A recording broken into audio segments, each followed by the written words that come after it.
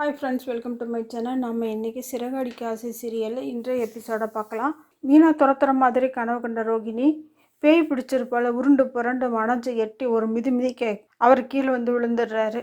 ரோகிணி பேய் பிடிச்சது மாதிரி என்னை விட்டுடுன்னு கத்தி கதறதை பார்த்து ஃபோனில் வீடியோ எடுத்தவர் அம்மாவுக்கு ஃபோன் பண்ணி, அம்மா எனக்கு ரொம்ப பயமாக இருக்குது, என் ரூமுக்கு வாமான்னு சொல்லி கூப்பிட்றாரு. இவனுக்கு வேறு வேலையே இல்லைன்னு புலம்பிட்டு மனோஜோட ரூம் கதவை திறந்தவருக்கு ரோஹிணியோட நிலையை பார்த்து ஷாக் ஆகிடுறாங்க. மனோஜ் எங்கே இருக்கான்னு பார்த்தா ஒரு டேபிளுக்கு அடியில் ஒளிஞ்சிருக்காரு.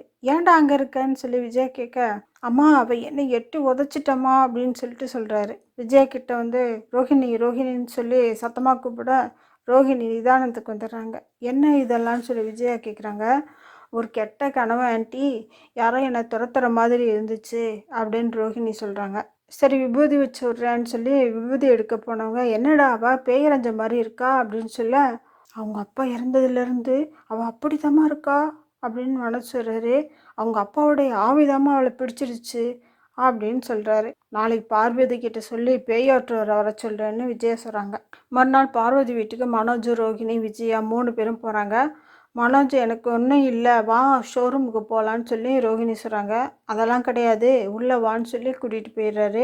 அங்கே பூவால் கோலெல்லாம் போட்டு வச்சுருக்காங்க. அந்த செட்டப்பெல்லாம் பார்த்தோன்னே ரோஹிணி கடுப்பாகி வெளியே போகிறாங்க.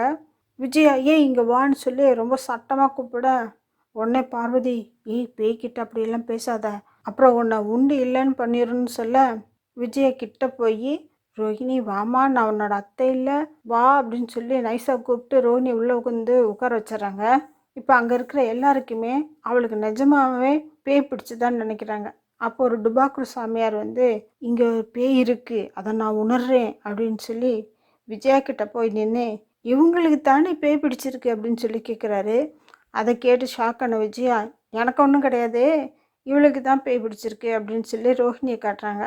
எனக்கு தெரியுமே, அப்போ தான் பேய் என்ன செய்யுதுன்னு என்னால் கண்டுபிடிக்க முடியும்னு சொல்கிறாரு அந்த டுபாக்கூர்.